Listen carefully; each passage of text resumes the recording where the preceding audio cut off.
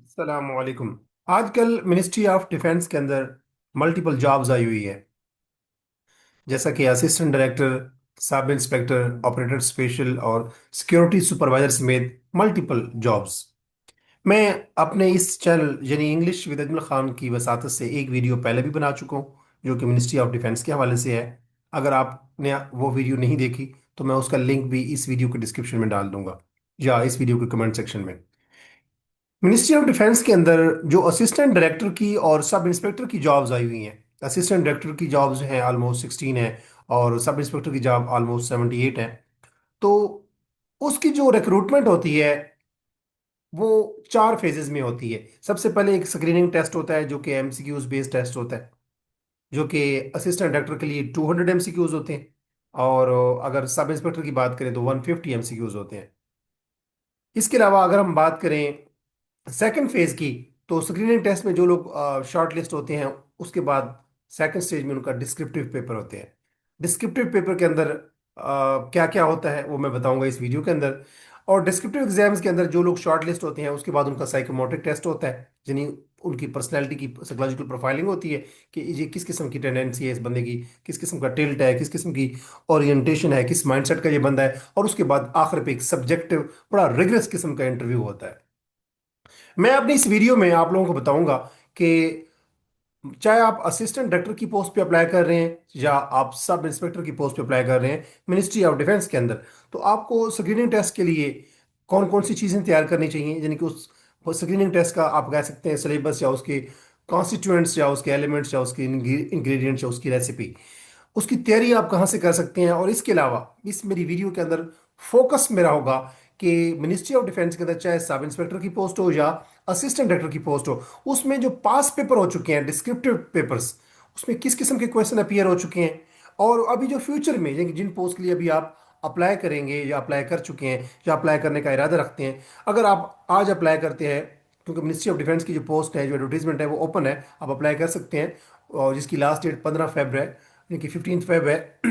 तो जब आप एग्जाम देंगे इसका स्क्रीनिंग टेस्ट के बाद डिस्क्रिप्टिव, तो उसमें किस किस्म के क्वेश्चन एक्सपेक्टेड हैं। और सबसे अहम बात कि अगर आप मिनिस्ट्री ऑफ डिफेंस के लिए सब इंस्पेक्टर की पोस्ट पे या असिस्टेंट डायरेक्टर की पोस्ट पे अप्लाई करने का इरादा रखते हैं, तो डिस्क्रिप्टिव टेस्ट की तैयारी के लिए आपको कौन सा रिसोर्स मटेरियल, कौन सी बुक या कौन सा ऑनलाइन सोर्स विजिट करना चाहिए, ये तमाम चीज़ें जो मैं वो अपनी इस वीडियो में एड्रेस करने जा रहा हूँ।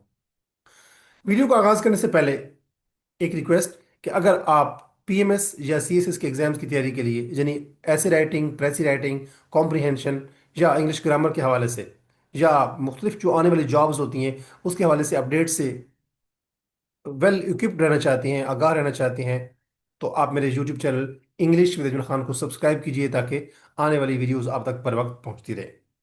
तो मैं बात कर रहा था मिनिस्ट्री ऑफ डिफेंस की। मिनिस्ट्री ऑफ डिफेंस के अंदर जो एग्जाम होता है, जैसे मैंने बताया कि उसकी चार स्टेजेस होती हैं। पहली स्टेज होती है स्क्रीनिंग टेस्ट। तो स्क्रीनिंग टेस्ट के अंदर अगर हम बात करें, होपफुली आपको स्क्रीन विजिबल होगी, मैं इसको मजीद विजिबल कर देता हूँ। तो उसके अंदर इंग्लिश का पोर्शन होता है जिसमें वोकेबलरी होती है, उसमें सिनोनिम एंटोनिम आ सकते हैं, ग्रामर यूसेज हो सकती है, यानी सेंटेंस स्ट्रक्चर हो सकता है। ये 20 मार्क्स एमसीक्यूज होते हैं इसके। इसके अलावा अगर हम बात करें पाकिस्तान स्टडीज़ के, तो पाकिस्तान स्टडीज़ के भी 20 एमसीक्यूज होते हैं, करंट अफेयर के भी 20 एमसीक्यूज होते हैं, इस्लामिक पोर्शन के भी, इस्लामिक स्टडीज़ के भी 20 एमसीक्यूज होते हैं। और इसके अलावा पोस्ट रेलेवेंट क्विज यानी कि डिपार्टमेंटल क्विज, मतलब मिनिस्ट्री ऑफ डिफेंस के रिलेटेड भी क्वेश्चन होते हैं। ये तो हो गया है 100 क्वेश्चन। 100 क्वेश्चन तो ये होते हैं। इसके अलावा अगर हम बात करें असिस्टेंट डायरेक्टर की पोस्ट के हवाले से, तो चूंकि 200 एमसीक्यूज होते हैं और जो सब इंस्पेक्टर की पोस्ट होती है उसके लिए जो एमसीक्यूज होते हैं वो 150 होते हैं। तो बाकी 50 क्वेश्चन या 100 क्वेश्चन कहाँ से होते हैं? वो होते हैं एनालिटिकल क्वेश्चंस या क्वांटिटेटिव रीजनिंग के। एनालिटिकल रीजनिंग ये होती है जिसमें लॉजिकल पैटर्न्स होते हैं और आपकी रीजनिंग चेक हो रही होती है। इसके अलावा क्वांटिटेटिव रीजनिंग के अंदर मैथमेटिक्स के, स्टैटिस्टिक्स के बेसिक क्वेश्चंस होते हैं जिसमें distance, time, velocity, area, parameter, volume और इस तरह के क्वेश्चंस होते हैं। और अलजबरा भी उसमें आता है, बेसिक अरिथमेटिक भी आती है। और इसके अलावा डिनोमिनेटर्स और रेशोज, परसेंटेज, इस तरह के क्वेश्चंस आते हैं। ये तो आप मैं पुरानी वीडियो में भी बता चुका हूँ। अब हम बात करते हैं कि डिस्क्रिप्टिव टेस्ट में क्या होता है। डिस्क्रिप्टिव टेस्ट के अंदर जो असिस्टेंट डायरेक्टर की पोस्ट होती है उसमें दो पेपर होते हैं। एक पेपर होता है जिसमें इंग्लिश ऐसे का, जिसमें इंग्लिश ऐसी भी होती है और इसमें प्रेसी भी होती है, कंप्रीहेंशन भी आ सकती है। और दूसरा पेपर होता है करंट अफेयर का, जिसमें पाकिस्तान अफेयर्स भी हो सकते हैं और करंट इंटरनेशनल करंट अफेयर्स भी हो सकते हैं। अगर हम ऐसे की बात करें, अच्छा ये पेपर जो है, अगर हम सब इंस्पेक्टर की पोस्ट की बात करें तो ये पेपर कंबाइंड भी हो सकता है, यानी कि मिनिस्ट्री ऑफ डिफेंस इसके लिए कोई नपतुला जो है फार्मूला या स्टैंडर्ड फॉलो नहीं करती। असिस्टेंट डायरेक्टर के लिए अगरचे दो पेपर होते हैं, लेकिन सब इंस्पेक्टर के लिए ये पेपर इकट्ठे भी हो सकते हैं। यानी कि एक पेपर जो है, एक पेपर के अंदर ही इंग्लिश भी और उसके अंदर ही पाकिस्तान या पाकिस्तान के नेशनल या इंटरनेशनल करंट अफेयर्स इकट्ठे हो जाए। तो अगर हम बात करें, अगर ये पेपर कंबाइन होता है जैसे सब इंस्पेक्टर के लिए अमूमन होता है, तो उसमें का ऐसे के ऑप्शन जो होते हैं वो 25 मार्क्स के होते हैं। तीन ऑप्शन होते हैं, उसमें से आपने एक ऑप्शन चूज करना होता है, और यहाँ पे चूज वन है। और किस किस्म के क्वेश्चंस आ जाते हैं, मैं आपको यहाँ पे मिसाल दे दूं, जैसे पैलेस्टाइन गाजा इन कॉन्फ्लिक्ट, उसके कॉजेज, उसके रिसेंट डेवलपमेंट्स और ग्लोबल इंप्लीकेशन के ऊपर क्वेश्चन आ सकता है। A little knowledge is dangerous, ये importance of depth in learning या थिंकिंग के अंदर, ये ऐसे के क्वेश्चंस हैं। इसी तरह प्रेसी राइटिंग आप जानते हैं कि एक पैसेज दिया होता है जिसको आपने कंडेंस करना होता है, और कंडेंस करते हैं तो उसमें आपकी बेसिकली रीजनिंग चेक हो रही होती है, आपकी पंक्चुएशन, आपका ग्रामेटिकल स्ट्रक्चर, आपकी क्लैरिटी, ये सारी चीज़ें चेक हो रही होती है। तो 25 मार्क्स की प्रेसी भी अमूमन आती है। करंट अफेयर के अमूमन दो क्वेश्चन करने होते हैं, तीन क्वेश्चन दिए होते हैं। और इस किस्म के क्वेश्चन होते हैं जैसे करंट अफेयर में ईरान पाकिस्तान के रिलेशनशिप की बात हो रही होगी, इसका हिस्टोरिकल या इसके कंटेम्प्रेरी जो आजकल रिलेशन हैं, चैलेंजेस कौन कौन से हैं और अपॉर्चुनिटीज कौन सी हैं। या इस तरह एक और क्वेश्चन आ सकता है कि why Pakistan send back Afghan refugees, अब इसकी रीजंस क्या हैं, पॉलिसीज क्या है इस हवाले से, और उसके असरात क्या हो सकते हैं। तो करंट अफेयर के क्वेश्चन इस तरह के होते हैं। तो दो क्वेश्चन करने होते हैं तीन क्वेश्चन में से। तो ये 25 मार्क्स का एक क्वेश्चन होता है। तो 50 मार्क्स के करंट अफेयर, और 25 मार्क्स की प्रेसी, और 25 मार्क्स के इंग्लिश ऐसे, यूं मिला जुला के ये 100 मार्क्स का पेपर होता है उमूमन सब इंस्पेक्टर के लिए। अच्छा, अब अगर हम बात करें कि जो कॉमन थीम्स होते हैं जो कि करंट अफेयर के पेपर में आते हैं, तो उसमें पाकिस्तान सेंट्रिक कुछ क्वेश्चंस होते हैं, कुछ इंटरनेशनल सेंट्रिक क्वेश्चंस होते हैं। पाकिस्तान सेंट्रिक क्वेश्चन इस तरह के होंगे जैसे पाकिस्तान के अफगानिस्तान के साथ रिलेशन, पाकिस्तान के ईरान के साथ ताल्लुकात, पाकिस्तान के जो मेजर पार्ट हैं जैसे यूएसए है या चाइना है उसके साथ रिलेशन, या सी पैक है और रीजनल जो इकोनॉमिक स्ट्रेटजी है पाकिस्तान की और चाइना की, और डोमेस्टिक और गवर्नेंस के जो पाकिस्तान के चैलेंजेस हैं, गवर्नेंस के जो इशूज आ रहे हैं, ये पाकिस्तान के नेशनल जो सेंट्रिक इशूज होते हैं। इस तरह के अगर हम करंट अफेयर की बात करें जो इंटरनेशनल लेवल के होते हैं, तो उसमें इंटरनेशनल कॉन्फ्लिक्ट्स हैं जैसे हमारे इस साउथ एशिया रीजन के या मिडल ईस्ट के, तो पैलेस्टीन या गाजा का या कश्मीर का इशू, यूक्रेन और रशिया का इशू आ सकता है। मिडल ईस्ट की डायनामिक्स के ऊपर कोई इशू आ सकता है, जैसे पैलेस्टीन की बात मैं कर चुका हूँ। ग्लोबल जो समिट्स होती हैं या ट्रीटीज या उनकी जो एग्रीमेंट्स होते हैं और उनकी इम्प्लीकेशन या उनके असरात, और जियो पोलिटिकल जो शिफ्ट्स आती हैं और उनके इम्पैक्ट या इम्प्लीकेशन क्या है फॉर साउथ एशिया, ये इंटरनेशनल इस किस्म के इशूज़ भी आते हैं। और अगर हम बात करें इंग्लिश प्रेसी और ऐसे राइटिंग की, तो ऐसे राइटिंग के अंदर क्या होता है, और अमूमन जो क्वेश्चंस होते हैं ऐसे राइटिंग के लिए, जो जिन टॉपिक्स पे आप ऐसे लिखने को कहा जाता है सब इंस्पेक्टर की पोस्ट के लिए और असिस्टेंट डायरेक्टर की पोस्ट के लिए, वो इशू बेस्ड या जिसको हम आर्गुमेंटेटिव एसेस कहते हैं। आर्गुमेंटेटिव एसेस वो होते हैं जिसमें आपने कोई एक स्टांस लेना होता है और उमर स्टेटमेंट के अंदर और का लफ्ज लिखा होता है या वो छुपा हुआ होता है। तो पहले मैं बात कर चुका हूँ जैसे पैलेस्टीन गाजा कॉन्फ्लिक्ट, अब ये एक इशू बेस्ड ऐसे है। और लिटिल नॉलेज इज डेंजरस, अब लिटिल नॉलेज इज डेंजरस ये है या नहीं है, यानी कि लिटिल नॉलेज जो है वो डेंजरस होता है अगर आप कहते हैं तो, या ये भी हो सकता है कि आप कह सकते हैं कि little knowledge is not dangerous, तो ये आर्गुमेंटेटिव ऐसे है। इसी तरह इसको हम डिस्क्रिप्टिव ऐसे भी कह सकते हैं। अब अगर हम बात करें कि जो ऐसेज होते हैं वो किस किस्म के होते हैं, ऐसे अमूमन सोशियो पॉलिटिकल इश्यूज के ऊपर होते हैं, या जो नेशनल हमारी जो एथिकल वैल्यूज़ हैं या ग्लोबल अफेयर्स हैं उनके ऊपर ऐसे आ सकता है। या जो पाकिस्तान के सोसाइटल या फिलोसॉफिकल थीम्स भी हो सकते हैं। फिलोसॉफिकल थीम्स वो होते हैं जिसमें एब्स्ट्रैक्ट ऐसेज होते हैं। और प्रेसी राइटिंग के अंदर आपकी बेसिकली कंप्रीहेंशन चेक हो रही होती है कि आप किस तरह एक बड़े टेक्स्ट को या लार्ज पैसेज को समराइज करते हैं। तो आपकी समराइजेशन एबिलिटी और आपकी क्लैरिटी और आपकी ग्रामर यानी कि पंक्चुएशन, स्पेलिंग मिस्टेक्स और ये सब कुछ चेक हो रहा होता है। इवन कि आपकी वोकेबलरी भी प्रेसी में चेक हो रही होती है। यही प्रेसी जो है वो पीएमएस और सीएसएस के एग्जाम में भी इंपॉर्टेंट है। और अगर हम बात करें अब कि डिस्क्रिप्टिव क्वेश्चन जो पास पेपर में आ चुके हैं, जरा वो देखेंगे एक नज़र, उससे आपको आइडिया हो जाएगा कि जो डिस्क्रिप्टिव क्वेश्चंस होते हैं करंट अफेयर्स के हवाले से, वो किस किस्म के आते हैं, पास पेपर में आ चुके हैं। तो debate national interest versus democratic values in the context of recent political and constitutional development in Pakistan, ये क्वेश्चन आया। इसके अलावा give a comprehensive appraisal of the revival of democracy after the interregnum of 1999 to 2022, ये 2002, ये मुशर्रफ का era था। उसके अंदर जो है डेमोक्रेसी का जो रिवाइवल हुआ, उसके ऊपर क्वेश्चन था कि उसके ऊपर कम्प्रिहेंसिव अप्रेजल, जिनकी असेसमेंट रिपोर्ट दें। इसके अलावा एक क्वेश्चन आया कि why are most countries of the Muslim world devoid of democratic governance, what changes would you recommend to make them modern democratic states. कि मुस्लिम वर्ल्ड के अंदर जो जितनी भी जो स्टेट्स हैं, वो अमूमन उनके अंदर डेमोक्रेसी या डेमोक्रेटिक गवर्नेंस नहीं है। तो अगर आप चाहते हैं कि मुस्लिम वर्ल्ड में डेमोक्रेटिक गवर्नेंस प्रमोट हो, तो आप कौन कौन सी रिकमेंडेशन देते हैं। इस किस्म के क्वेश्चन आते हैं। या क्वेश्चन नंबर 5 देखें, ये भी पहले पास में आ चुका है पास पेपर में, कि democracy in Pakistan has remained an elusive dream. Why has it taken so long to develop a roadmap and follow it with necessary modification? Explain. इसी तरह एक क्वेश्चन आ चुका है कि since 1970, question number 7, since 1970 every election was accused of rigging. What electoral reforms would you suggest to improve the electoral system of Pakistan?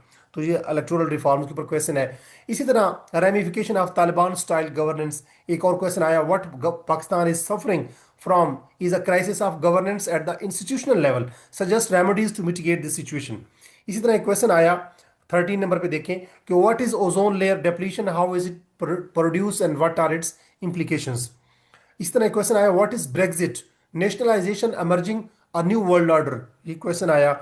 इसी तरह एक question आया कि power of media in the current world. एक question आया कि Shanghai cooperation organisation, इसकी significance क्या है after becoming permanent members of Indo पाक।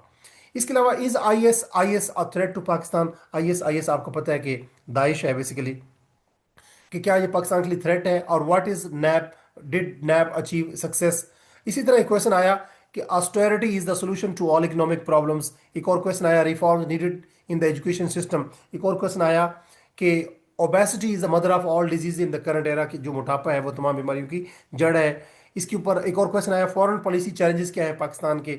इसी तरह एक और क्वेश्चन आया कि Afghan war and its effects on Pakistan. एक क्वेश्चन आया कि rapid and unbridled urbanisation in Pakistan is posing colossal and unmanageable challenges for the major cities in Pakistan. Evaluate the emerging problems related to this process and recommends solution। कि urbanisation जो है वो एक unbridled वे में चल रही है, और ये जो लोग गांव से देहातों से शहरों में आ रहे हैं, उससे बहुत सारे चैलेंजेस का सामना है, तो उसके लिए सॉल्यूशंस क्या है। इसी तरह डिस्कस 29 नंबर क्वेश्चन देखें, discuss the growing in India US cooperation in the various field and it's implication for Pakistan. कि जो अमेरिका के और इंडिया के बढ़ते हुए तल्लुकात हैं, उनके पाकिस्तान के ऊपर क्या असरात हो सकते हैं। अब कुछ अभी रिसेंट क्वेश्चंस आए, जैसे जो बाइडन की policy of withdrawal from Afghanistan और उसके कॉन्सिक्वेंसेस क्या हैं पाकिस्तान की नेशनल सिक्योरिटी के ऊपर। एक क्वेश्चन आया कि describe the intelligence activities of Mossad, रा and Afghan intelligence agency to counter the national interest of Pakistan in Afghanistan and the region. एक और क्वेश्चन आया discuss the national security policy of Pakistan and its major components. उम्मीद है आपको idea हो गया होगा कि किस तरह के क्वेश्चन करंट अफेयर के पेपर्स में आते हैं, जो कि डिस्क्रिप्टिव पेपर होता है मिनिस्ट्री ऑफ डिफेंस के असिस्टेंट डायरेक्टर के एग्जाम्स के लिए और सब इंस्पेक्टर के एग्जाम्स के लिए। अब अगर हम बात करें कि अभी आप लोगों के लिए, जैसे मैंने बताया कि मिनिस्ट्री ऑफ डिफेंस का जो एडवर्टीजमेंट है वो ओपन है। अगर आप तैयारी कर रहे हैं तो अब आपको इन तमाम जो पास्ट पेपर के जो सब करंट अफेयर्स हैं, उससे आपको आइडिया हो गया होगा कि उस किस्म के क्वेश्चंस आते हैं जो कि आज उस दौर में जब पेपर हो रहा होता है, उस दौर में जो हमारे करंट अफेयर्स होते हैं पाकिस्तान के, साउथ एशिया के या इंटरनेशनल के। तो अगर आप अभी तैयारी कर रहे हैं और आप डिस्क्रिप्टिव एग्जाम्स की तैयारी करना चाहते हैं, तो आपको इस किस्म के क्वेश्चन की आप तैयारी करनी चाहिए, जो अभी कमिंग पेपर होंगे इस डिस्क्रिप्टिव टेस्ट के मिनिस्ट्री ऑफ डिफेंस के अंदर एडी के लिए और सब इंस्पेक्टर के लिए। जिस जैसे देखें पॉलिटिकल स्टेबिलिटी और गवर्नेंस रिफॉर्म्स के ऊपर क्वेश्चन आपको तैयार करना चाहिए। जैसे कॉन्स्टिट्यूशनल डेवलपमेंट पे कोई क्वेश्चन आ सकता है, 1973 का कॉन्स्टिट्यूशन। इसी तरह सिविल मिलिट्री रिलेशन के ऊपर क्वेश्चन आ सकता है, इलेक्टोरल क्रेडिबिलिटी के ऊपर, इलेक्टोरल रिफॉर्म पे क्वेश्चन आ सकता है। इस तरह इंस्टीट्यूशनल स्ट्रेंथनिंग के ऊपर क्वेश्चन आ सकता है कि हम अपने इदारों को कैसे स्ट्रेंथन कर सकते हैं। इकोनॉमिक स्टेबलाइजेशन और स्ट्रक्चरल रिफॉर्म पे आपको क्वेश्चंस आपको तैयार करने चाहिए, जैसे आईएमएफ के प्रोग्राम्स, डेट क्राइसिस में पाकिस्तान फंसा हुआ है, टैक्स रिफॉर्म कौन कौन सी होनी चाहिए, और इन्फ्लेशन यानी कि महंगाई जो है और इसका फिस्कल डिसिप्लिन हम इसको कैसे कंट्रोल कर सकते हैं। इसके अलावा आपको फेडरलिज्म और प्रोविंशियल ऑटोनॉमी के ऊपर लाजमी करंट अफेयर के क्वेश्चन तैयार करने चाहिए, जैसा कि 18th अमेंडमेंट, जिसमें एजुकेशन को, हेल्थ को फेडरल से प्रोविंशियल सब्जेक्ट बना दिया गया, और प्राइम मिनिस्टर के अख्तियारात को बढ़ा दिया गया, सदर के अख्तियारात को कम किया गया, और प्रोविंशियल ऑटोनॉमी के ऊपर बात की गई। इसी तरह 27th अमेंडमेंट जो है, जो कि हमारे बेसिकली जुडिशरी के ऊपर एक कैप करती है उसकी पावर्स को। इसी तरह एनएफसी अवार्ड के ऊपर क्वेश्चंस, और सेंट्रल प्रोविंस की जो टेंशन है, यानी कि फेडरेशन की और प्रोविंशियल जो टेंशन हैं, इनके ऊपर आपको लाजमी क्वेश्चन तैयार करने चाहिए। और इंटरनेशनल सिक्योरिटी और काउंटर टेररिज्म एक पर्सपेक्टिव है, इसके ऊपर लाजमी आप तैयार करें, जिसमें तरीके तालिबान पाकिस्तान को दोबारा रिसर्च हो रही है पाकिस्तान के अंदर, बॉर्डर सिक्योरिटी जो पाकिस्तान का और अफगानिस्तान का, या पाकिस्तान और इंडिया का, पाकिस्तान का और ईरान का, इंटेलिजेंस की कोऑर्डिनेशन के ऊपर। इसी तरह अगर हम बात करें कि पाकिस्तान के इंडिया के रिलेशंस के ऊपर क्वेश्चन आ सकता है, जिसमें water politics, trade suspension, military tensions India और पाकिस्तान के दरमियान में, और कश्मीर का इशू खास तौर पे। इसी तरह अगर हम बात करें पाकिस्तान के अफगानिस्तान के डायनेमिक्स, पाकिस्तान और अफगानिस्तान की जो डायनेमिक्स हैं, उसमें बॉर्डर मैनेजमेंट, जो रिफ्यूजीज का प्रॉब्लम है, जैसे अब रिफ्यूजीज को पाकिस्तान ने रिपेट्रिएशन की है उनकी, इस तरह मिलिट्री स्पिल ओवर, यानी कि ये जो मिलिट्री ऑपरेशंस होते हैं, और उसके उसके बाद मजीद जो रेडिकलाइजेशन बढ़ जाती है, और तालिबान की डिप्लोमेसी के ऊपर क्वेश्चन आ सकता है। इसके अलावा पाकिस्तान चाइना के स्ट्रेटजी, जैसे हमने पहले इंडिया कवर किया, चाइना कवर किया, और अब पाकिस्तान और चाइना की, सॉरी इंडिया और पहले हमने कवर किया अफगानिस्तान, अब चाइना और पाकिस्तान का भी स्ट्रेटजिक पार्टनरशिप जो है उसके ऊपर क्वेश्चन आ सकता है। अब सीपेक फेज 2 चल रही है। इस तरह रीजनल जो कनेक्टिविटी है, जो पूरा चाइना का एक नेटवर्क है, ओबोर, वन बेल्ट वन जो है रोड, इस तरह सिक्योरिटी ऑफ इन्वेस्टमेंट, और पाकिस्तान और अगर यूएस की रिलेशन की बात करें, तो पाकिस्तान स्ट्रेटजिक एक रीसेट हो रहा है पाकिस्तान और यूएस के रिलेशनशिप के अंदर, और सिक्योरिटी कॉपरेशन पाकिस्तान और जो चाइना जो यूएस का है उसके ऊपर क्वेश्चन आ सकता है, और इकोनॉमिक डिप्लोमेसी के ऊपर क्वेश्चन आ सकता है यूएस और पाकिस्तान को लेकर।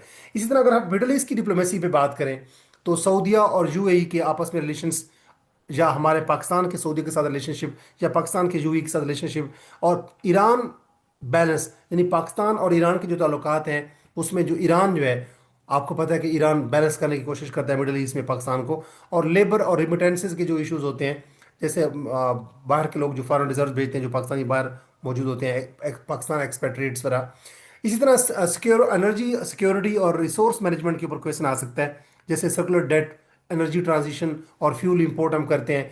और अगर हम ग्लोबल और इमर्जिंग डोमेन्स की बात करें, तो जो जिसको हम इंटरनेशनल अफेयर्स भी कह सकते हैं, उसमें क्लाइमेट चेंज के ऊपर या वाटर स्कार्सिटी के ऊपर क्वेश्चन आ सकता है, यानी फ्लड की वल्नरेबिलिटी, फ्लड जैसा कि 2022 में भी आए, 2025 में भी आए, 2020 में भी आए। इस तरह ग्लेशियल मेल्ट, ग्लेशियल जो लेयर्स हैं, जो वो मेल्ट हो रही हैं।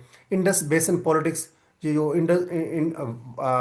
इंडस बेसिन, जो हमारा इंडिया के साथ जो ट्रीटी था 1960 का, जो इंडिया ने उसको विदड्रॉ किया और Pakistan international court of justice में चला गया, इसके ऊपर इशू आ सकता है, बेसिकली क्लाइमेट चेंज और वाटर के हवाले से है।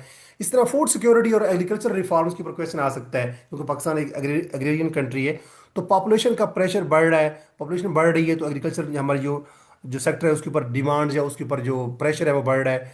क्लाइमेट का इम्पैक्ट क्या आ रहा है एग्रीकल्चर के ऊपर, और मॉडर्नाइजेशन का इफेक्ट क्या आ रहा है एग्रीकल्चर के ऊपर। जियो पॉलिटिक्स ऑफ मल्टीपोलर वर्ल्ड, अब इस टाइम दुनिया जो है वो यूनिपोलर नहीं रही, मल्टीपोलर है। चाइना भी इमर्ज कर रहा है, यूएस भी उसके साथ compete कर रहा है, इसके अलावा जापान भी बढ़ रहा है, रशिया भी बढ़ रहा है, और यूएस चाइना की राइवलरी के ऊपर क्वेश्चन आ सकता है। ब्रिक्स के ऊपर क्वेश्चन एक्सपेंशन, ब्रिक्स की एक्सपेंशन के ऊपर क्वेश्चन आ सकता है, और जो रीजनल अलाइनमेंट्स हो रही हैं इनके ऊपर क्वेश्चन आ सकता है। और cyber security and information warfare, आज के दौर में फिजिकल जंगें नहीं होती, बल्कि डिजिटल वॉरफेयर होता है, साइबर सिक्योरिटी वॉरफेयर होती हैं। तो डिजिटल गवर्नेंस, साइबर थ्रेट्स और नैरेटिव वॉरफेयर के ऊपर, अब 5th जनरेशनल वॉर के ऊपर आजकल ज़्यादा फोकस है, जो कि सोशल मीडिया के जरिए लड़ी जा रही है। तो डेमोग्राफिक प्रेशर और ह्यूमन डेवलपमेंट के ऊपर, जैसे यूथ बल्ज है, और एजुकेशन का क्राइसिस है, यानी कि जो यूथ है, यूथ का जो नौजवान लोगों की बढ़ती हुई आबादी है, वो पाकिस्तान के लिए इकोनॉमिक गेंस का बायस भी बनती है और इकोनॉमिक लाइबिलिटी भी बन जाती है। इस तरह ये अभी सीएसएस के रिसेंट जो 2-3 दिन पहले पेपर हुआ ऐसे का, उसके ऊपर मेरी क्वेश्चन आया हुआ था। और एजुकेशन के क्राइसिस पाकिस्तान के अंदर क्या है, और एम्प्लॉयमेंट के चैलेंजेस कौन कौन से हैं, इनके ऊपर क्वेश्चन आ सकते हैं। अब अगर हम बात करें सब इंस्पेक्टर का, पहले हम देख लेते हैं कि सब इंस्पेक्टर का जो पेपर हुआ 2024 में, उसमें 100 मार्क्स का पेपर था, और उसमें एक ट्रांसलेशन दी हुई थी इंग्लिश टू उर्दू, एक पैसे दिया हुआ था इंग्लिश टू उर्दू ट्रांसलेट करना था 10 नंबर का। एक ट्रांसलेशन थी उर्दू टू इंग्लिश, वो 10 मार्क्स की थी। इसके अलावा एप्लीकेशन लिखी हुई थी कि स्कॉलरशिप रिस्टोर करने के लिए या फ़ी कंसेशन के लिए on behalf of poor father, ये एप्लीकेशन थी। इसके अलावा ऐसे on global warming, global warming के ऊपर ऐसे लिखने को कहा गया जो 20 मार्क्स का था। और लिखा गया था कि एक और क्वेश्चन था कि राइट एन ऐसे ऑन वोकेशनल एजुकेशन, ये भी 20 मार्क्स का था। या उसमें कहा गया था कि ये दो क्वेश्चन करें, या लिखा हुआ था क्वेश्चन 5 के अंदर और का ऑप्शन था कि राइट एन ऐसे ऑन टिट फॉर टैट, ये 20 मार्क्स का क्वेश्चन था, ये सब इंस्पेक्टर के लिए था। और अब क्वेश्चन नंबर 6 के अंदर दो क्वेश्चन सब पार्ट्स थे, कश्मीर इशू 10 मार्क्स का और अफगानिस्तान इकोनॉमी 10 मार्क्स का। या उन्होंने कहा कि प्रेस ही राइटिंग करें, 20 मार्क्स का ऑप्शन क्वेश्चन दिया हुआ था। अब अगर हम बात करें कि अगर आप प्रेसिडेंट अपना मिनिस्ट्री ऑफ डिफेंस के अंदर असिस्टेंट डायरेक्टर और सब इंस्पेक्टर के लिए अगर इंग्लिश ऐसे की तैयारी कर रहे हैं, क्योंकि इंग्लिश ऐसे भी आते हैं उसमें, जैसे मैंने बात की कि इंग्लिश प्रेसी भी होती है, इंग्लिश ऐसे भी होता है, और करंट अफेयर के क्वेश्चन के अंदर पाकिस्तान अफेयर्स भी होते हैं और इंटरनेशनल करंट अफेयर भी होते हैं। तो अगर आप ऐसे जो देखते हैं उनकी तैयारी करना चाह रहे हैं, तो अगर आपके जहन में क्वेश्चन है कि किस किस्म के ऐसे आपको तैयार करने चाहिए, तो ये 15 डोमेन्स हैं, इनके ऊपर आपको ऐसे लाजमी तैयार करना चाहिए।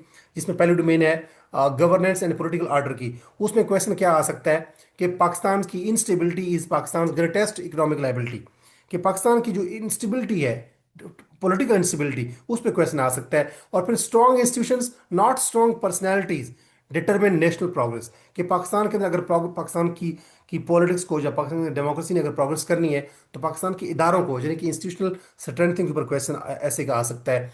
इसके अलावा एक और थीम है, उसके ऊपर ऐसे तैयार करना चाहिए आपको कि इकोनॉमिक सर्वाइवल रिफॉर्म। इसमें क्वेश्चन आ सकता है इंग्लिश ऐसे का कि Pakistan economic crisis is structural not cyclical. या एक क्वेश्चन आ सकता है कि can Pakistan escape the debt trap without painful reforms.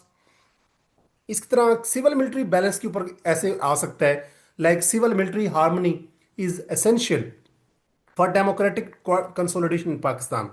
यानी सिविल मिलिट्री रिलेशन जो है उनके दरमियान में कोऑर्डिनेशन और बैलेंस बहुत ज़रूरी है, ताकि पाकिस्तान जो है उस पाकिस्तान के अंदर जो डेमोक्रेसी है वो कंसोलिडेट करे, स्ट्रेंथन करे और इम्प्रूव करे। इसके अलावा फेडरेशन और नेशनल इंटीग्रेशन के ऊपर क्वेश्चन आ सकता है, जैसे प्रोविंशियल ऑटोनॉमी, स्ट्रेंथनिंग फेडरेशन और फ्रेगमेंटिंग गवर्नेंस। अब ये आर्गुमेंटेटिव ऐसे है कि जो प्रोविंशियल ऑटोनॉमी है, जब सूबों को खुद मुख्तारी देंगे, उससे फेडरेशन मजबूत होगी या गवर्नेंस मजीद कमज़ोर होगी। इस तरह क्वेश्चन आ सकता है। इस तरह क्वेश्चन आ सकता है इंटरनल सिक्योरिटी के ऊपर कि counter terrorism in Pakistan require socio economic reform as much as military action, कि पाकिस्तान के अंदर अगर काउंटर टेररिज्म करना है, हमें दहशतगर्दी का खात्मा करना है, तो उसके लिए समाजी और मुआशी हमें इस्लाहात करने की जरूरत है, उसी तरह जैसा कि हम मिलिट्री एक्शंस कर रहे हैं। इस तरह एक क्वेश्चन आ सकता है पाकिस्तान और इंडिया के रिलेशंस को लेके कि lasting peace in South Asia depends on political courage not military deterrence. या एक ये क्वेश्चन आ सकता है कि water disputes may define the next phase of Indo Pak rivalry, कि आगे जो पाकिस्तान और इंडिया की जंग होगी वो बेसिकली वाटर डिस्प्यूट को लेके होगी। ये पाकिस्तान इंडिया के रिलेशन के ऊपर क्वेश्चन इस तरह का ऐसे का आ सकता है। और अगर हम अफगानिस्तान की बात करें और बॉर्डर सिक्योरिटी, तो इस तरह का ऐसे आ सकता है कि stability in Afghanistan is inseparable from Pakistan internal security, कि अगर हम अफगानिस्तान के अंदर स्टेबिलिटी चाहते हैं, तो वो पाकिस्तान के अंदर भी स्टेबिलिटी लाने की जरूरत है।